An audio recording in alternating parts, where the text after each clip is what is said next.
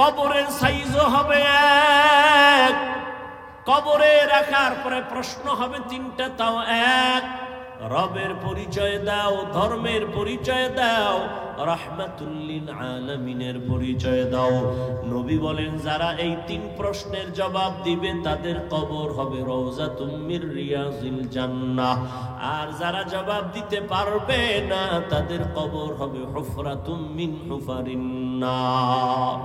কে জবাব দিতে পারবে? হুজুরেরা গ্যারান্টি নাই। যদি হুজুরেরা জবাব দিতে পারার গ্যারান্টি থাকতো, জান্নাতের টিকিট হাতে পাইয়া সাহাবায়ে কেরাম জীবনভর কান্না করতেন না। রহমতের নবী বলেন আমি তো আয়েশার হুজুরায় এশার নামাজ পড়ে ঘুমায় গেছি, আমি ঘুমাইলে শুধু চোখ আমার বন্ধ, অন্তর আমার ঘুমায় না। আমার মাথার পাশেই তো আমার মসজিদে নববী। হঠাৎ ঘুমের মধ্যে গভীর রাত, কানের মধ্যে কান্নার আওয়াজ আসতেছে। এই রাতের বেলাকে কান্না করে আমি সজাগ হইয়া নজর করে দেখলাম আমার মসজিদের মধ্যে কে যেন নামাজে দাঁড়ায় কান্না করে। আমি আস্তে উঠলাম, উঠা বের হয়ে গেলাম। ভিতরে তাকাইয়া দেখি জান্নাতের 1 নম্বর সাহাবী আমার আবু বকর গভীর রাতে নামাজে দাঁড়ায় দাঁড়ায় কান্না করে। আমি নবী অপেক্ষা করলাম, আবু বকর নামাজ শেষ, আমাকে দেখে আশ্চর্য। আমি জিজ্ঞাসা করলাম আবু বকর আপনি নামাজে দাঁড়ায় কাঁদলেন কেন গভীর রাতে? আবু বকর বলেন ইয়া রাসূলুল্লাহ, আল্লাহর আদালতে দাঁড়াইয়া হিসাব দেওয়ার ভয় আমি কান্না করেছি। কিয়ামতের ময়দান আপনিই তো বয়ান করেছেন, সব নারী পুরুষ উলঙ্গ দাঁড়াবে, সূর্য মাথার উপরে নেমে আসবে, জাহান্নামের গরমের তাপ, নবীরা পর্যন্ত কান্না শুরু করবেন, এত কঠিন হবে হালাত। ওই সময় আল্লাহ যদি আমারে ডাকেন আর বলেন আবু বকর জাহান্নামের দরজা থেকে দইরা তোমারে জান্নাতের টিকিট হাতে দিছি, বলো আমার কাছে কি নিয়ে আসছো? আমি যদি বলি আল্লাহ তোমার মহব্বতে নামাজ পড়ছি, তেলাওয়াত করেছি, জিকির করেছি, এই আমল নিয়ে আসছি। আল্লাহ যদি বলে ফেলে আবু বকর তোমার আমল আমার কাছে পছন্দ হয় নাই, আমার জান্নাত আমারে দাও, তোমার আমল নিয়ে জাহান্নামে যাও। জাহান্নামের ভয়, আমার হাতে জাহান্নামের হ্যান্ডকাপ লেগে যাবে। সাহাবায়ে কেরাম জান্নাতের টিকিট পাইয়া যদি নামাজে দাঁড়ায় সারা জিন্দেগি কান্না করেন, তুমি আমি কে? তোমার আমার তো কোনো হিসাবই নাই। তুমি আমি মাওলানা দাবি করি, কিন্তু না আসলে আমি মানুষই হইতে পারি না। মাওলানা হইছি ঠিক, আমার সার্টিফিকেট আছে মাওলানার, এটাও ঠিক। তুমি মুফতি সাহেব, এটাও ঠিক। তবে ভালো করে বুঝো, একটু আগেই বলেছি আল্লাহ কিন্তু বলে নাই মাওলানা না হইয়া কবরে আসবা না, মুফতি সাহেব না হইয়া মরবা না। আল্লাহ বলে তোর মুফতিগিরির দাম নাই, মাওলানাগিরির দাম নাই, আমার কাছে আসার আগে মুসলমান হইয়া কবরে আসবা। মুসলমান হইয়া মরার ব্যাখ্যা কি? আল্লাহ মুমিনকে বলেন মুসলমান হইয়া মর, কোন বেঈমানকে বলেন নাই। ওরে মুমিন আমরা যারা এখানে মুমিন প্লাস মুসলমান, আবার আমাদের কেন বললেন মুসলমান হইয়া মরো? এই কথা বলার কারণ কি? মুমিন তো আমরা মুসলমান সব এক, আবার আল্লাহ কেন বললেন ও মুমিন মুসলমান হইয়া মরো? তাহলে কি আমরা মুমিন হইছি, মুসলমান হইতে পারি নাই? কেমন কেমন যেন একটু প্রশ্ন। আবার এক আয়াতে আল্লাহ বলেন ইয়া আইয়ুহাল্লাযীনা আমানু দুখুলু ফিস সিলমি কাফা ওয়া লা তাত্তাবিউ খুতুওয়াতিশ শাইতান ইন্নাহু লাকুম আদুউম মুবিন।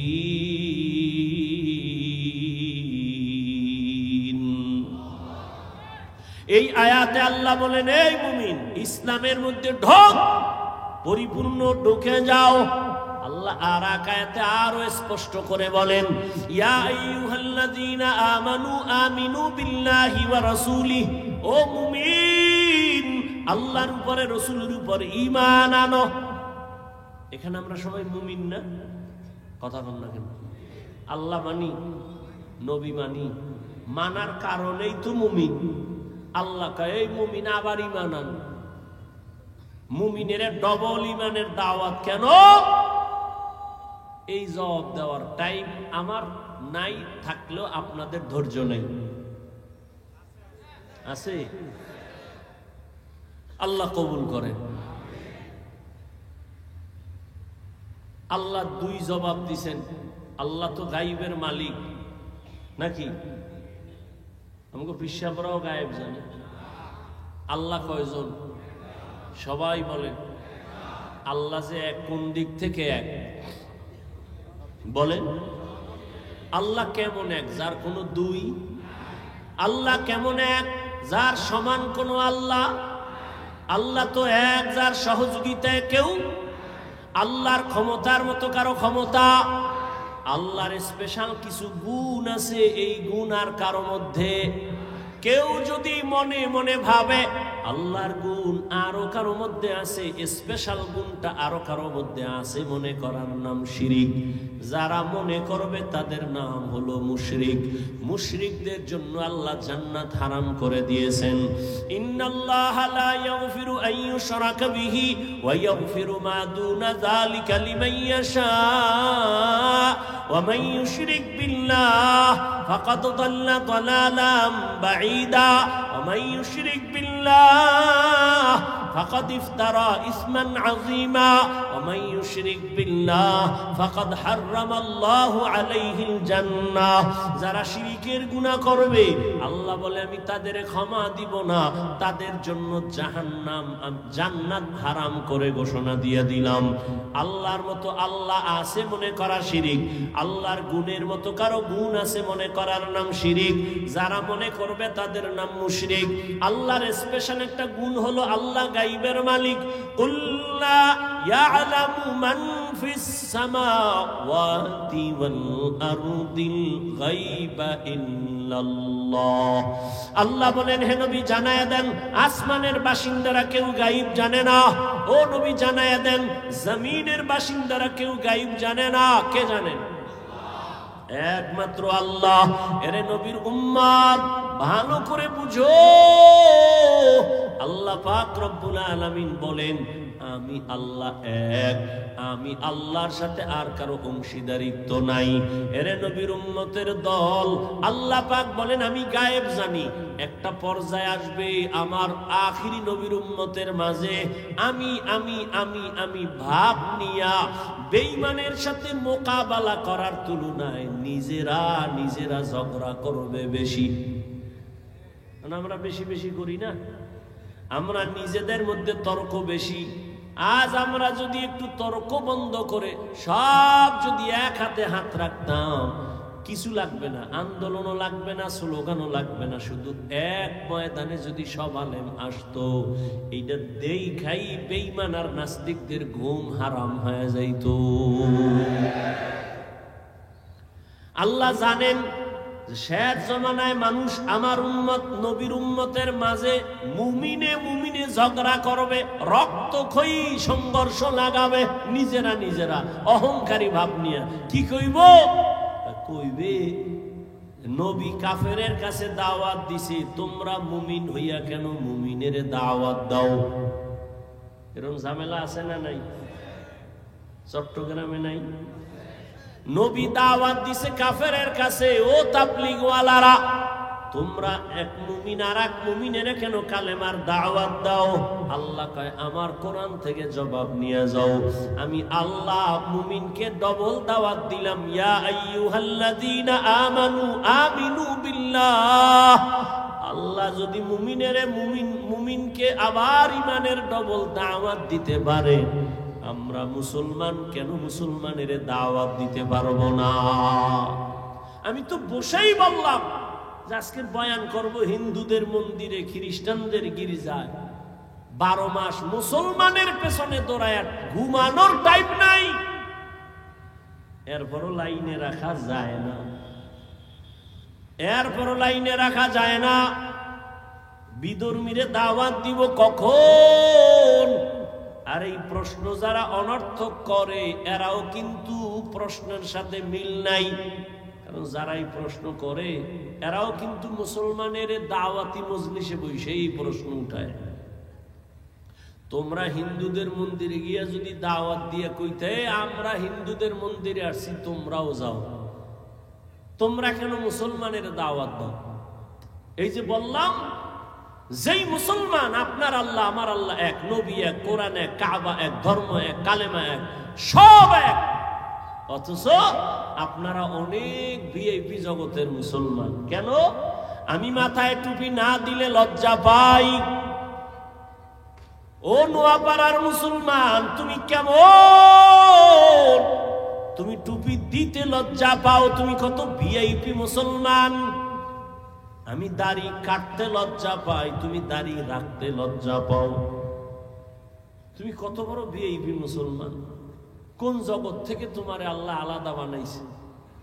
আমি নামাজ না পড়লে লজ্জা পাই, তুমি কেমন মুসলমান নামাজ পড়তে গেলে লজ্জা পাও? ও যুবক, আমি দাড়ি কাটতে লজ্জা পাই, তুমি দাড়ি রাখতে লজ্জা পাও। শুধু কি লজ্জা পায়, আবার উল্টা আমাকে প্রশ্ন দিয়ে আটকানের লেগে বয়ে থাকে।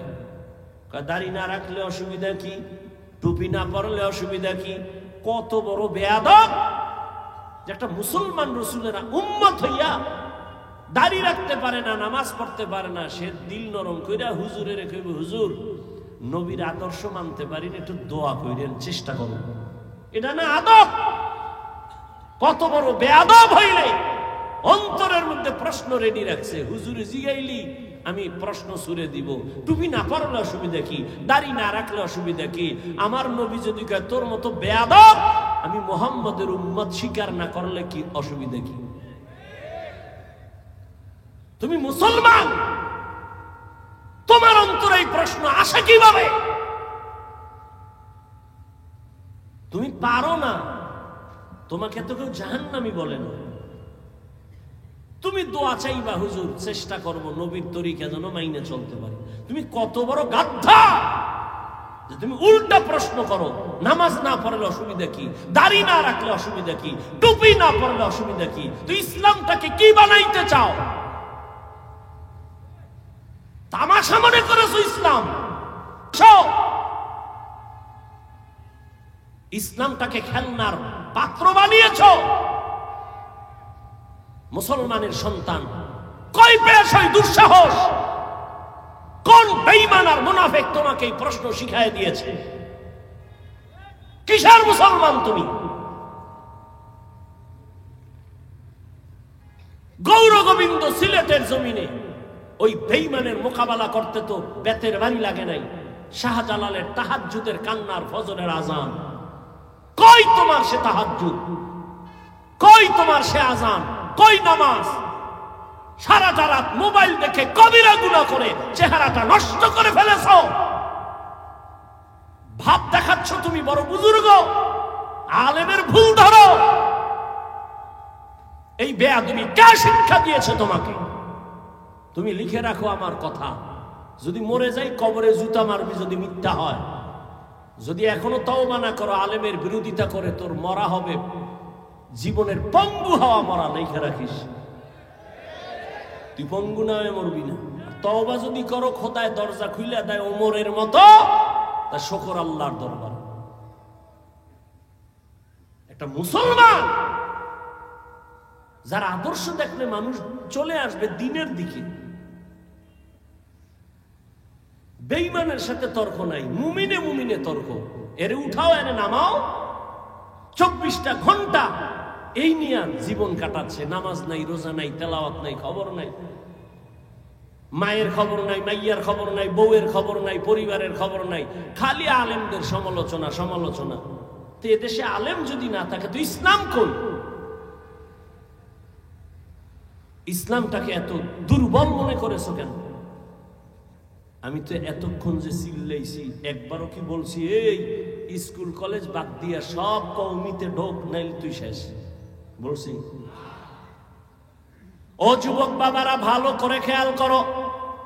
আমি পাঁচকল্লি টুপি মাথায় দিলাম, একবারও বলি নাই তুমি পাঁচকল্লি মাথায় দাও, না হয় ধ্বংস।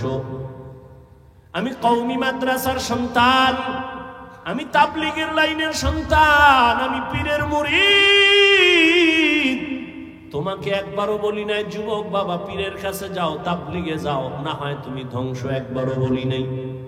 বরং আমি চট্টগ্রামের মানুষের বলে যাই, দোয়া করে যাই, ও যুবক তুমি স্কুলে পড়ো, ধন্যবাদ, শুকর আদায় করে দোয়াও করে যাই, তুমি স্কুলেই পড়িও, ডাক্তার হও, ইঞ্জিনিয়ার হও, ব্যবসায়ী হও, চাকরিজীবী হও, প্রফেসর হও। আমগো মাদ্রাসায় সব বীর জমানের দরকার নাই, আমগো মাদ্রাসায় ছাত্র অনেক বেশি, এটি কমানোরও দরকার, ছাত্রের অভাব নাই। কলেজ ভার্সিটি বন্ধ করে মাদ্রাসা আসার কোনো যৌক্তিকতা নাই। বরং তুমি ওখানে লেখাপড়া করে ডাক্তার হও, ইঞ্জিনিয়ার হও, প্রফেসর হও, ব্যবসায়ী হও, চাকরিজীবী হও। তবে একটা দাবি, বেয়াদব জীবনে হইও না রে বাবা। যদি তুমি মা বাবার সাথে বেয়াদবি করে বর্দোয়া নাও, পঙ্গু হয়ে যাবা, তোমার জীবন নষ্ট। তুমি যদি বেয়াদবি করিয়া ডাক্তার হও, ডাক্তার হইলে তুমি বেয়াদবি মার্কা ডাক্তার যদি হও, তুমি তাসলিমার মতো জুতা খায়া পালানো ছাড়া উপায় হবে না। অতএব বাবা তুমি বেয়াদব হইও না, তুমি একজন সফল আদর্শের ডাক্তার হও, আদর্শবান ইঞ্জিনিয়ার হও, আদর্শবান ব্যবসায়ী হও। তোমার আদর্শ দেখে যেন মানুষ কিছু শিক্ষা পায়, তোমার ব্যবহারে কোনোদিন যেন মা বাবা কষ্ট না পায়, তোমার ব্যবহারে যেন শিক্ষকেরা কষ্ট না পায়, তোমার ব্যবহারে কখনো যেন তোমার উলামায়ে কেরাম কষ্ট না পায়। তুমি আদবওয়ালা জিন্দেগি নিয়ে চলো, কারণ আল্লাহর জাতের কসম, তুমি যত বড় হতে চাও মা বাবার দোয়া ছাড়া সম্ভব না, শিক্ষকের দোয়া ছাড়া সম্ভব না, উলামায়ে কেরামের নেক নজর ছাড়া কোনোদিন সম্ভব না। এই জন্য বাবা তুমি যেই লাইনে থাকো, ডাক্তার হও বাধা নাই, মুসলমান হইয়া মরো। ডাক্তার হইয়া মুসলমান হওয়া যাবে না কথাটা এমন না। এবার বাস্তবে কিছু উদাহরণ তোমার সামনে দেই। বাবা তুমি যুবক জবাব দাও, তোমার মতো যুবক জেনারেল লাইনে আছে, স্কুলে কলেজে, সত্য কথাটা স্বীকার করো, তোমার মতো যুবক স্কুলে পড়িয়াও কি 5 বেলার নামাজ পড়ে দাড়িওয়ালা আছে? না থাকলে কও নাই আছে? আর ওয়াজ নাই, তোমার জন্য কোনো ওয়াজ নাই, তোমার ওয়াজ শেষ।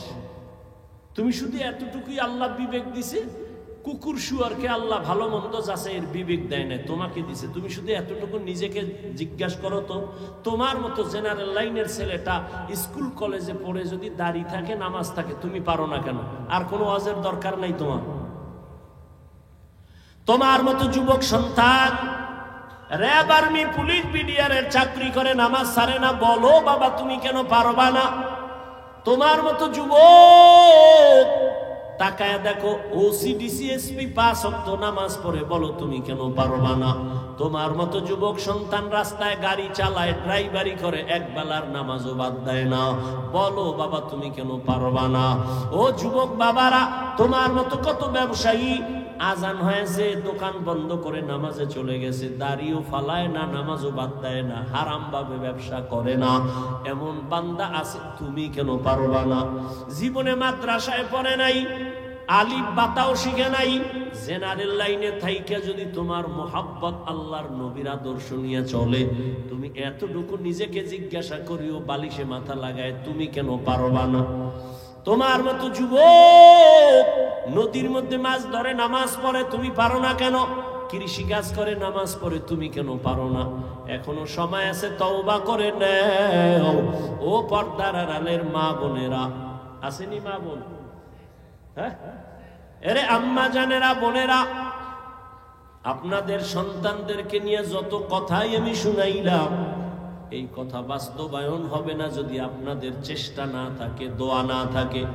কারণ আপনারা নবীদের মায়ের মতো দামি, আপনারা সাহাবায়ে কেরামদের মায়ের মতো দামি, আপনারা খাদিজা রাদিয়াল্লাহু আনহার মতো দামি, ফাতেমা রাদিয়াল্লাহু আনহার মতো দামি, আয়েশা রাদিয়াল্লাহু আনহার মতো দামি। এরে আম্মা জান, আপনারা ইসমাঈল নবীর মা হাজরা আলাইহা সালামের মতো দামি, আপনারা ঈসা নবীর মা মারিয়াম আলাইহা সালামের মতো দামি। জীবনের বড়, দুনিয়ার বড় এক বেঈমান ফেরাউন, জানেননি তার স্ত্রীর নাম কি? আসিয়া। এত বড় বেঈমান ফেরাউনের ঘরে আসিয়া কত বড় আল্লাহর পেয়ারা বান্দি, রহমতের নবী বলেন কিয়ামতের দিন জান্নাতে আসিয়ার সাথে আমার বিবাহের বন্ধন হয়ে যাবে। ও পর্দার আড়ালের মা, আপনার স্বামী তো ফেরাউনের মতো খারাপ না, আপনি কি পারেন না নামাজ পড়ে দোয়া করবেন? স্বামীরে যদি বলতেন স্বামী নামাজ পড়ার চেষ্টা করো, কামাই রুজি করো, তুমি হারাম টাকা ঘরে আনবা না, যদি এভাবে বুঝাইতেন হারাম টাকা খাইয়া নিজের রক্ত নাপাক করব না, সন্তানেরটাও নাপাক করতে দিব না, দুনিয়ার কোন স্বামী হারাম কামাই ঘরে নিতে পারতো না। এরে আম্মা জান, আপনার মতো কত মা এই অঞ্চলে এখনো পাবেন, পর্দা রক্ষা করে চলে, নামাজ ছাড়ে না, স্বামীর মাল হেফাজত করে, সন্তানগুলোকে আদর্শওয়ালা বানানোর চেষ্টা করে, কখনো মোবাইলে চরিত্র বিক্রি করে না। এর আম্মা জানেরা আপনারা কেন পারবেন না? ও যুবক বাবা, এখনো সময় আছে, তওবা করে নাও। জীবনে তো কম নামাজ ছাড়লা না, মনে চাইছে পার্কে যাবা, দৌড়ায় গেছো, কেউ বাধা দিছে ফিরো নাই, মনে চাইছে গুনাহ করবা করেছো, বাধা মানো নাই, মনে চাইছে নামাজ পড়বা না, পড়ো নাই, হাজার মানুষ বুঝাইছে নামাজ পড়ো নাই, আর কত বাহাদুরি করবা? এখনো সময় আছে, তওবা করে নাও। মনে মনে আল্লাহকে বলো, হে মালিক, জীবনে আর নামাজ ছাড়বো না, আর দাড়ি কাটবো না, বেপরদায় চলবো না, মা বাবার সাথে বেয়াদবি করব না, শিক্ষকের দোয়া নিয়া, উলামায়ে কেরামের পরামর্শ নিয়া, নবীজির তরিকা মেনে চলবো, মা বাবার দোয়া নিয়ে চলবো। জীবনে তো গুনাহ কম করি নাই, মনে মনে আল্লাহকে বলো, হে আল্লাহ, দুনিয়াতে আমার মতো গুনাহগার কেউ নাই, শয়তানের ধোকায় জীবনে অনেক গুনাহ করেছি, আজ থেকে তৈরি হয়ে গেলাম, আমার মতো যুবক যদি জেনারেল লাইনে থাকিয়া নামাজ পড়ে আমি কেন পারবো না? ও আল্লাহ, তুমি তো হায়াতের মালিক, রিজিকের মালিক, সম্মানের মালিক, আজ থেকে আর নামাজ ছাড়বো না, দাড়ি কাটবো না। ও আমার যুবক বাবারা, কার পেছনে পইরা নামাজ ছাড়ছো? কার কিছু টাকা পাওয়ার জন্য কার পেছনে ঘুরে গিয়া দাড়ি কাটছো? ও তো তোমার বন্ধু না, স্বার্থে আঘাত লাগলে তোমাকে চিনবে না, ওর পেছনে পড়ছো, তুমি আজ অসুস্থ হয়ে গেলে তোমার মোবাইলের নাম্বারটা ডিলিট করে ফেলবে, জীবনে তোমার সাহায্য আর আসবে না, দল থেকে নাম কাটবে, কল্লা পর্যন্ত কেটে দিবে। কার পেছনে পড়িয়া 2 টাকা পাওয়ার লোভে নামাজ হারাইছো, দাড়ি কাটছো, বেপরদায় চলতেছো, এরা সব ধান্দাবাজার, চান্দাবাজ, এরা তোমার আপন কোনো বন্ধু না। এই দুনিয়ায় তোমার আপন বন্ধু উলামায়ে কেরাম। ওই উলামায়ে কেরামের দোয়া নিয়ে সামনে আগাও। ওরে তুমি বিপদে পড়লে কেউ নাই, কেউ যাবে না, কিন্তু উলামায়ে কেরাম কলিজা ভরে দোয়া করবে, কোনোদিন বরদোয়া করবে না। এখনো সময় আছে, তওবা করে নাও। রিজিকের মালিক কে? তাহলে কার পিছনে ঘুরে নামাজ ছাড়ছো? রিজিক তো আল্লাহ দিবে, তুমি বেনামাজির পিছনে দৌড়াও কেন? আল্লাহ রিজিক দিবে। গর্তের পিপিলিকার খানা কে দেয়? জঙ্গলের প্রাণীর খানা কে দেন? নদীর মধ্যে হাজারো লাখো মাছের খানা কে দেন? ওরা দামি না আমরা দামি? ওদের যদি আল্লাহ দিতে পারে, আমগো পারবেন না? তাহলে পাগল হায়া দৌড়াও কেন বেনামাজির পেছনে, সুদের পেছনে? এখনো সময় আছে, তওবা করে নাও। মরিয়া গেল আর নামাজ ছাড়বা না, বেপরদায় চলবা না, নবীর তরিকা মেনে উলামায়ে কেরামের পরামর্শ নিয়া, মা বাবার দোয়া, শিক্ষকের দোয়া নিয়ে চলবা। তওবা করার মতো যদি অন্তর তৈরি হয়ে থাকে, কপালে যদি আবু জাহেলের মতো না হয়, ওমরের মতো অন্তর থাকে যে মরিয়া গেল আর নামাজ ছাড়বো না, দাড়ি কাটবো না, মা বাবার বরদোয়া নিব না, শিক্ষকের দোয়া নিয়ে, উলামায়ে কেরামের পরামর্শ নিয়ে চলবো নবীর তরিকায়। যদি তওবার নিয়ত হয়, খাঁটি তওবার নিয়ত যাদের আছে, মুনাফিকি না, অন্তরে না থাকে, খাঁটি তওবার নিয়তে 2 হাত আমার আল্লাহকে দেখাইয়া দাও। আয় আল্লাহ, হাতগুলো কবুল করে নেন, তওবা কবুল করে নেন, তওবার উপরে মজবুত হইয়া চলার মতো তৌফিক দান করেন, আমিন। পেটে ক্ষুধা, এই জন্য যুবকদের বলি, তুমি যত বন্ধুর পিছনে ঘুরো, সব চান্দাবাজ আর ধান্দাবাজ। তোমার কলিজার নিঃস্বার্থ আপন বন্ধু একমাত্র শুধুমাত্র কেবলমাত্র উলামায়ে কেরাম। উলামায়ে কেরাম এই জাতিকে নিয়ে যেই ভাবাটা ভাবেন, পৃথিবীতে কেউ এই উম্মত নিয়ে জাতি নিয়ে ভাবে না। সবাই নিজের চেয়ার নিয়ে ভাবে, দল নিয়ে ভাবে। উলামায়ে কেরাম নিজের চেয়ার ইমামতি থাক না থাক টেনশন নাই, ওয়াজের স্টেজ থাক না থাক টেনশন নাই, নিজের মাইয়া পোলা স্ত্রী সন্তানের কোনো চিন্তা করে না, উম্মত নিয়েই চিন্তা করে।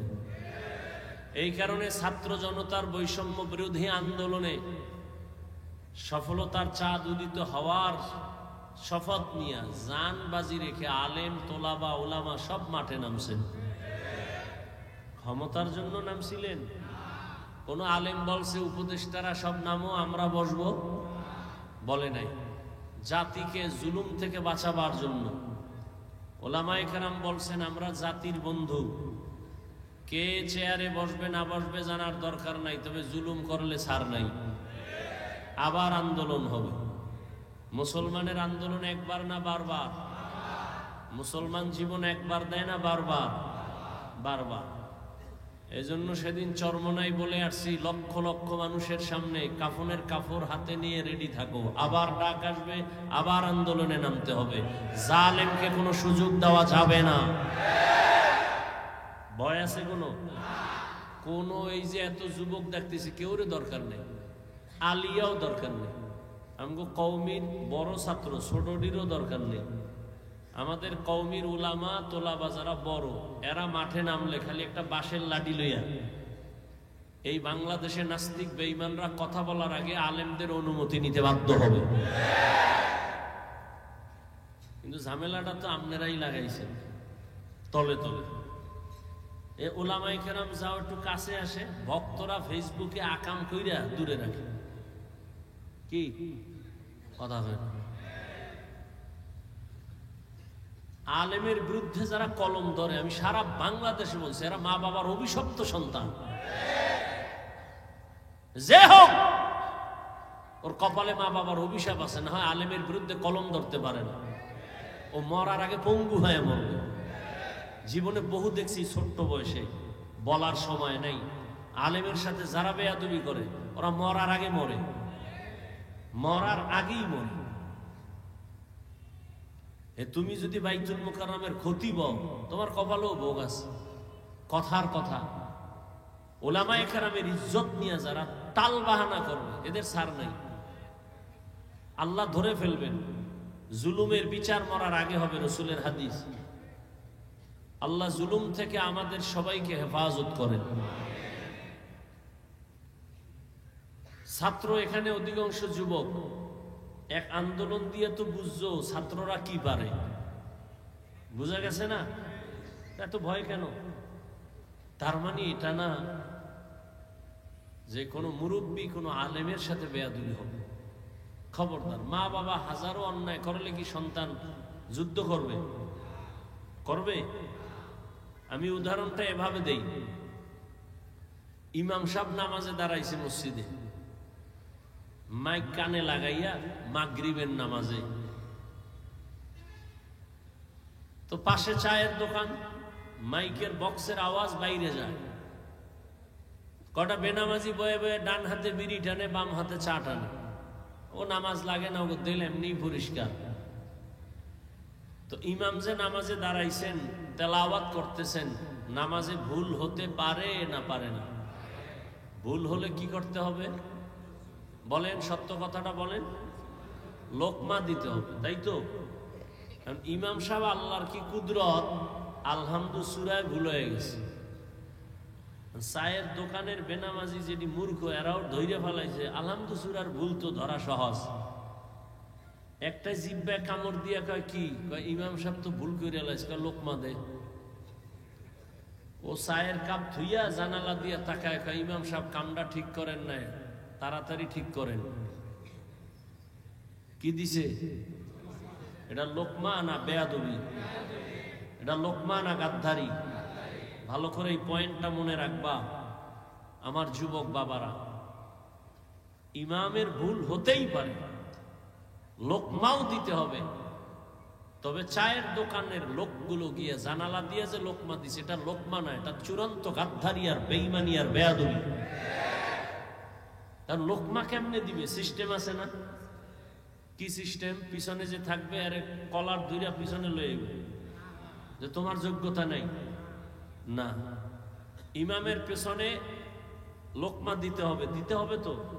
কারা দিবে? মুসল্লিরা।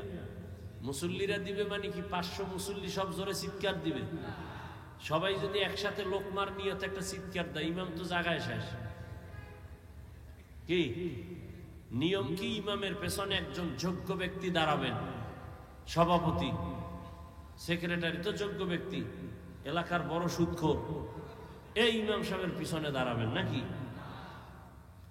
একজন ভালো যোগ্য ব্যক্তি দাঁড়াবেন যে ইমাম সাহেব যদি একটা জের জবরেরও ব্যবধান হয় আর আয়াতের অর্থ বিকৃতি হয়ে যায়, পেছন থেকে লোকমা দিবেন আদবের সাথে। ইমামের নামাজ যদি প্রথম বৈঠকের পরে কোনো ঝামেলা হয়ে যায়, তাহলে পেছনের ব্যক্তি গিয়া নামাজ শেষ করবেন, সেই যোগ্যতা নিয়ে পেছনে দাঁড়াবেন যে হেন খাওন নাই, হেন ওই শিয়ালের রাতে মুরগি। ইমামের পেছনে সব দামি দামি বেনামাজি সুদখোর, সাপ্তাহিক মুসল্লিদের আড্ডা। কি আল্লাহ হেদায়াত দান করুন। তাহলে উলামায়ে কেরাম যদি ভুল করে, অবশ্যই ভুল হবে, শয়তান তো ওয়াসওয়াসা দিবেই। উলামায়ে কেরামের ভুল হলে ভুলটা ধরায় দেওয়ার মতো আলেম আছে না নাই? অন্যরা ভুল ধরায় দেওয়া এটা লোকমা নয়, বেয়াদবি। লোকমা না বেয়াদবি? পৃথিবীর প্রত্যেকটা মানুষের জীবনের সৌন্দর্যের নাম আদব। যার আদব নাই ওর কপাল নাই, ওর জিন্দেগি নেই। লিকুল্লি শাইইন যিনাতুন ফিল ওয়ারা ওয়া যিনাতুল মারই তামামুল আদাবি আজ খুদা খা হিমে তৌফিকে আদব বে আদব মাহরুমে গাশত আজ ফজলে রা। রহমতের নবীকে বললেন দায়িত্বশীল। প্রত্যেক মা বাবা সন্তানের জন্য দায়িত্বশীল, প্রত্যেক স্ত্রীর জন্য স্বামী দায়িত্বশীল, মুসল্লিদের জন্য ইমাম ও খতিব দায়িত্বশীল, ওয়ার্ডের মেম্বার ওয়ার্ডের মানুষের জন্য দায়িত্বশীল, ইউনিয়নের একজন চেয়ারম্যান ইউনিয়নবাসীর জন্য দায়িত্বশীল, গোটা দেশের মানুষের জন্য দায়িত্বশীল সরকার, আর গোটা উম্মতের জন্য দায়িত্বশীল একমাত্র শুধুমাত্র কেবলমাত্র উলামায়ে কেরাম। আর একজন সাহাবী বললেন, ইয়া রাসূলুল্লাহ, আমার অধীনেও কেউ নাই, আমিও কারো অধীনে না, আমি একা, আমার কোনো দায়িত্ব আসেনি। রহমতের নবী বললেন, আপনার অঙ্গ যে আছে, অঙ্গ প্রত্যঙ্গের আপনি দায়িত্বশীল। আল্লাহ দুটো হাত দিয়েছেন, দুটো পা দিয়েছেন, কিয়ামতের দিন আল্লাহ এগুলোর হিসাব নিবেন। এমনি দেন নাই, হাতের ডিউটি আছে আলাদা, পায়ের ডিউটি আলাদা, চোখের ডিউটি আলাদা। কিয়ামতের ময়দানে আমার আল্লাহ জিজ্ঞাসা করবেন, আল ইয়াউমা নাখতিমু আলা আফওয়াহিহিম ওয়া তুকাল্লিমুনা আইদিহিম ওয়া তাশহাদু আরজুলুহুম বিমা কানু ইয়াকসিবুন। দস্তগুয়াদ মঞ্চুনি দুজদিদা আম লবগুয়াদ মঞ্চুনি বুসিদা আম চশমগুয়াদ চিদা আম গামজা হারাম গোশগুয়াদ চিদা আম সমরুল কালাম। আল্লাহ বলবে, হাত কথা বলো, চোখ কথা বলো। বাস্তবে হাত কখনো কথা বলতে পারে না। আপনাদের হাত পারেনি? পারে না, এটাই সত্য। কিন্তু মুমিনের আকীদা বিশ্বাস রাখতে হবে, দুনিয়ার সব বিবেক যেটাকে বলে এটা হবেই না, অসম্ভব। আমার রব বলেন এটা আমার কুদরতের দ্বারা সম্ভব। মরা গাছে কথা বলতে পারে না, এটাই সত্য। আল্লাহ যদি কুদরতি ক্ষমতা দেন, পারবে? দুধের বাচ্চা কথা বলতে পারে না, আল্লাহ যদি ক্ষমতা দান করে তো পারবে। কিয়ামতের ময়দানে যখন আল্লাহ বলবেন হাত কথা বলো, হাত কথা বলা শুরু করবে। আল্লাহর কুদরতি ক্ষমতায় বলবে তোমার যে দায়িত্ব দেওয়া হয়েছিল যেই ডিউটির জন্য, ওই ডিউটি পালন করছে কিনা বলো। হাত আল্লাহর কাছে বলবেন হে মালিক, এই হাতের দ্বারা মা বাবার কল্যাণে কাজ করবে, করে নাই। হাতের দ্বারা উলামায়ে কেরামের পেছনে নেক আমলে হাত ব্যবহার করবে, করে নাই। বরং মানুষের পেছনে ক্ষতি সাধনের জন্য হাত ব্যবহার করেছে। গরিবের বেতন নষ্ট করার জন্য হাতের কলম ব্যবহার করেছে। চোখ বলো তোমার ডিউটি পালন হয়েছে কিনা। চোখ আল্লাহর আদালতে জবাব দিবেন হে মালিক, এই চক্ষু দিছো মা বাবা দেখার জন্য, দেখে নাই। এই চোখ দিয়েছো বাইতুল্লাহ দেখবে, দেখে নাই। এই চক্ষু দিয়া কোরআন দেখবে, সওয়াব দেখে নাই। তো কি করছে? এই কোরআন দিয়া সারাটা রাত দরওয়াজা জানালা বন্ধ করে মোবাইলের দিয়ে তাকায়া কবিরা গুনাহ দেখছে। কিয়ামতের দিন চোখ আমার আল্লাহর দরবারে কথা বলবে। এজন্য আল্লাহর নবী বলেন সাবধান, দায়িত্ব সম্পর্কে আল্লাহর আদালতে দাঁড়াতে হবে। সবাই জবাবদিহিতার কাঠগড়ায় দাঁড়াবেন। এই ভয়টা সাহাবায়ে কেরামদের মধ্যে চলে আসার কারণে দেশের ক্ষমতা হাতে নিয়েও রাতের গভীরে নামাজে দাঁড়ায় দাঁড়ায় সাহাবায়ে কেরামের কান্নার আওয়াজ। আর আমরা এত বয়ান শুনি, বয়ান জানি, এখানে এমন একটা মানুষও নাই যেই কথা জানে না। মিথ্যা বলা হারাম, গালি দেওয়া হারাম, গীবত করা হারাম, সুদ খাওয়া হারাম, ঘুষ খাওয়া হারাম, জুলুম করা হারাম, চুরি করা হারাম, ডাকাতি হারাম, কাউকে হত্যা করা হারাম। জানার পরেও বহু বান্দা মিথ্যা বলে, গালি দেয়, গীবত করে। এর কারণটা কি? অথচ এর পেছনে উলামায়ে কেরাম তো বয়ান কম করে না, তাবলীগ ও দাওয়াত ও তাবলীগের মেহনত কম চলে না। জুমার দিন খতিবের বয়ান, উলামায়ে কেরামের হাড় ভাঙ্গা পরিশ্রমের বয়ান। এরপরেও কেন আমলের খাতা শূন্য? এর একমাত্র কারণ আল্লাহর আদালতে দাঁড়াইয়া হিসাব দেওয়ার ভয় অন্তরে এখনো আসে নাই। আর ততদিন পর্যন্ত আল্লাহর আদালতের ভয় অন্তরে আসবে না যতদিন পর্যন্ত একটা মানুষ আল্লাহর প্রিয় বান্দা ওলিদের বন্ধু না হবে। উলামায়ে আহলে হকের বন্ধু যতদিন হবে না, বয়ান চলবে, আমল হবে না। ওর কপাল বড় খারাপ। আর কপাল যদি খারাপ হয়ে যায়, আমি হাফিজুর রহমান কেন, মক্কা মদিনার ইমাম কেন, স্বয়ং নবী, যেই নবীর চেহারা দেখলে পেটের ক্ষুধা থাকে না, কেমন মায়ার নবী আমার, যে নবীর চেহারার মোহাব্বতের নজরে দেখলে জাহান্নাম হারাম। ওই নবী রাস্তা দিয়া যখন চলেন, দুপার্শ্বের গাছ নত হয়ে আমার নবীরে সালাম জানায়। সাহাবায়ে কেরাম কানে শুনতেছেন, নবী হাঁটতেছেন, বারবার জঙ্গল থেকে সালামের আওয়াজ আসতেছে। ও পয়গম্বর, মানুষ দেখি না, সালাম আসতেছে কোথার থেকে? রহমতের নবী বলেন সাহাবা, আমি মুহাম্মদের আগমনের সুবাস পাইয়া জঙ্গলের হরিণ আমারে সালাম জানায়। যেই নবীর চেহারা দেখলে ক্ষুধা থাকে না, ওই নবীকে 13টা বছর পাশে সামনে দাঁড়ায় 13 বছর দেখলো, বয়ান শুনলো, কপালে কালেমা আসে নাই। এত বড় বেঈমানের নাম জানেননি? কথা বলেন, কথা বলতে কি সমস্যা আপনাদের? এমনি দি দোকানে গরম বানায় ফেলা, মসজিদে গরম, যেখানে কথা প্রয়োজন সেখানে বলবেন না। এত বড় নিকৃষ্ট বেঈমান 13টা বছর আবু জাহাল নবীজিকে দেখলো, বয়ান শুনলো, কালেমা পড়ে নাই, এর নাম কফাল। অন্যদিকে 27 বছরের যুবক তরবারি নিয়ে যায় নবীকে জবাই করার জন্য।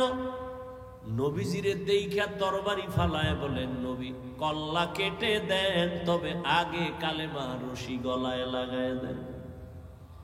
মান ইয়াহদিল্লাহু ফাহুয়াল মুহতাদ ওয়া মান ইউদ্লিল ফালান তাজিদা লাহু ওয়ালিয়াম মুরশিদা। হেদায়েত আল্লাহ যাকে দিবেন পেয়ে যাবে, আর আল্লাহ যার হেদায়েতের দরজা খুলবে না, আমি হাফিজুর রহমান কেন স্বয়ং নবীর বয়ানও কপালে কালেমা আসবে না।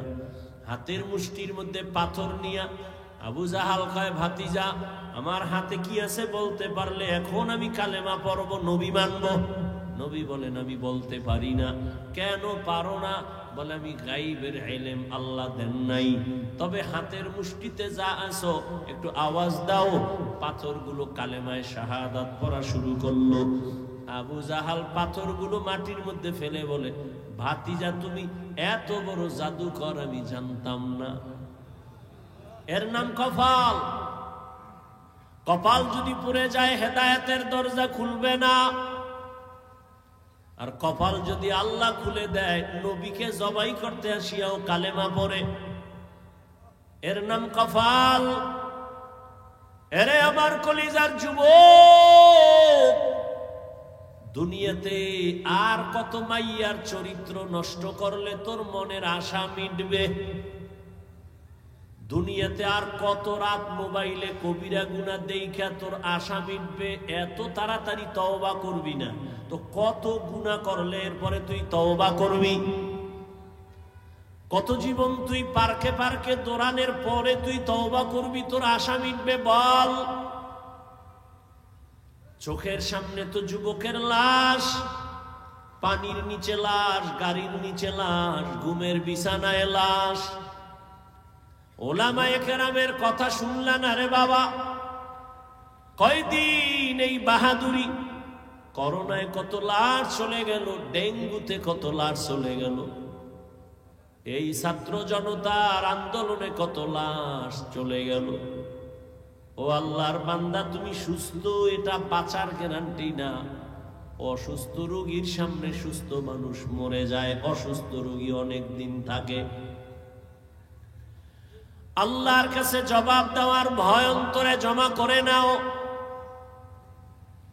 আল্লাহ বলেন, ইয়া আইয়ুহাল্লাযীনা আমানুত্তাকুল্লাহা হাক্কা তুকাতিহি ওয়া লা তামুতুন্না ইল্লা ওয়া আনতুম মুসলিমুন। আল্লাহ বলেন, আমাকে ভয় করার মতো হক আদায় করে ভয় করো। সাহাবায়ে কেরাম নবীর সামনে গিয়া বললেন, ইয়া রাসূলুল্লাহ, আল্লাহ যত বড় ওই পরিমাণ ভয় কোনো বান্দার দ্বারা করা সম্ভব না। নবীও পেরেশান হয়ে গেলেন। জিবরাইল আমিন আসলেন আল্লাহর অর্ডারে আয়াত নিয়া।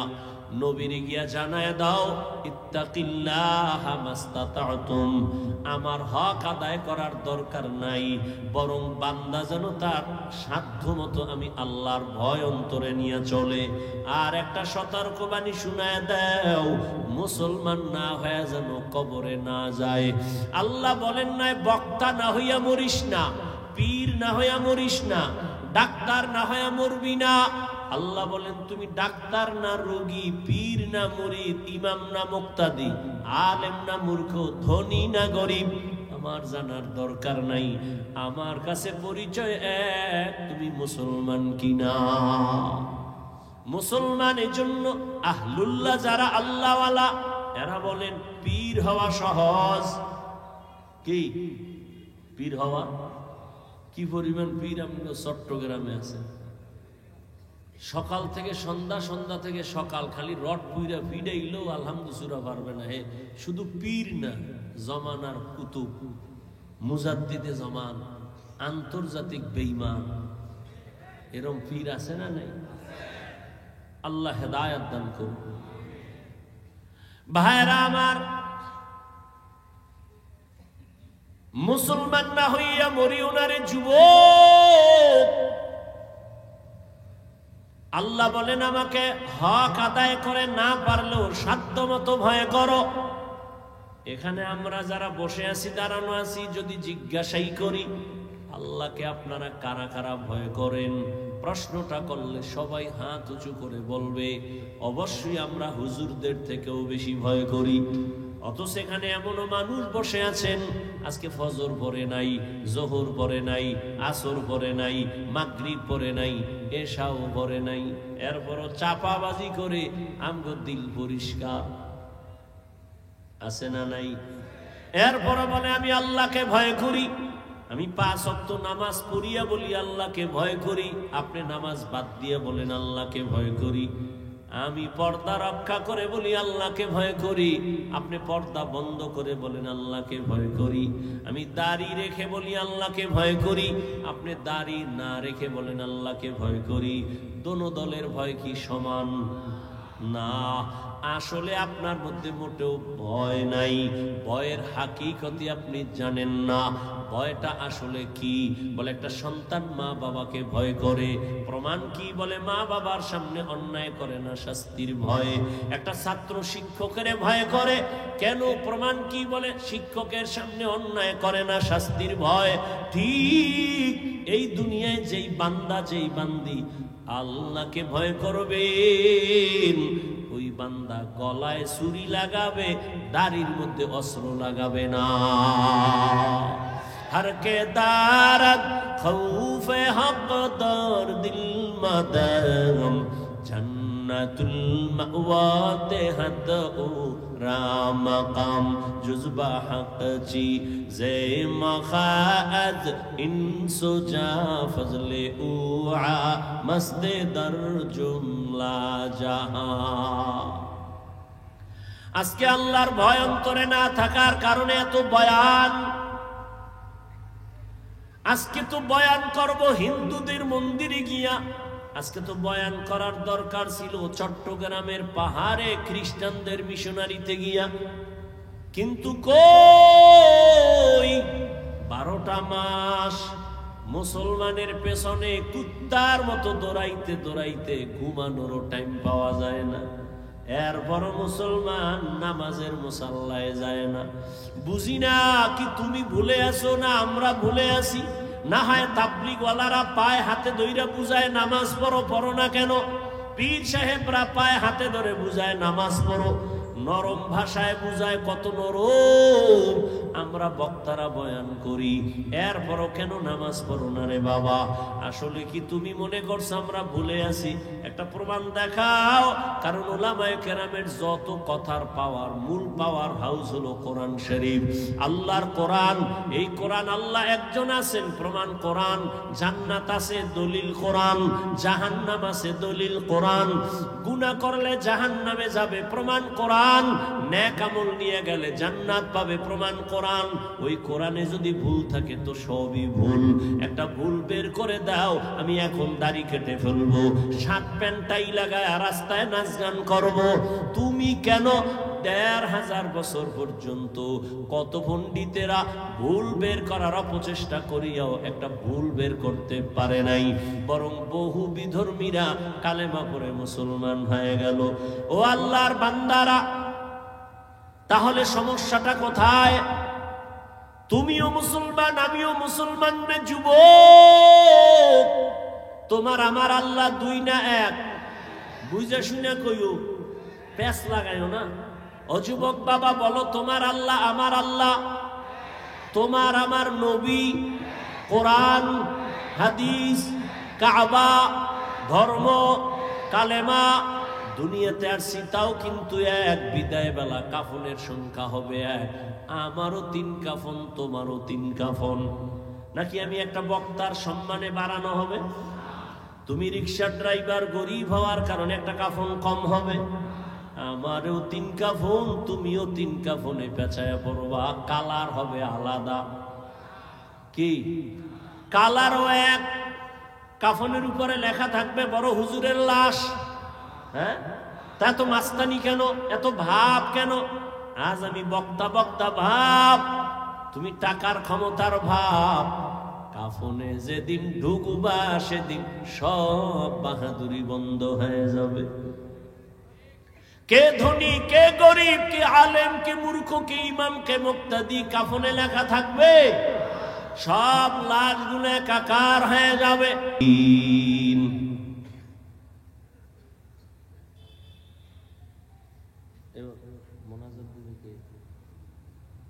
তো আমি দোয়া করি আল্লাহ আমার প্রত্যেকটা যুবককে কবুল করে। নামাজ পড়া লাগবে তো ইনশাআল্লাহ, সপ্তাহে একদিন, সব সময় আল্লাহ কবুল করেন। তওবার উপরে চলতে পারি, আদব নিয়ে চলতে পারি, বেয়াদবির থেকে আমাদেরকে হেফাজত করেন। দোয়া করবেন, হযরত দোয়া করে যান, দোয়া বরকতি জিনিস। সুবহানাল্লাহ না আপনি কইরে দেন। আলহামদুলিল্লাহি রাব্বিল আলামিন ওয়াসসালাতু ওয়াসসালামু আলা সাইয়্যিদিল আমবিয়াই ওয়াল মুরসালিন ওয়া আলা আলিহি ওয়া আসহাবিহি আজমাইন। ইয়া আরহামার রাহিমিন, ইয়া আরহামার রাহিমিন, ইয়া আরহামার রাহিমিন। রব্বিরহামহুমা কামা রব্বায়ানি সগীরা। اللهم إنك عفو كريم تحب العفو فاعف عنا. اللهم إنا نسألك رضاك والجنة ونعوذ بك من سخطك والنار. اللهم إنا نعوذ بك من البرص والجنون والجذام وسيء الأسقام.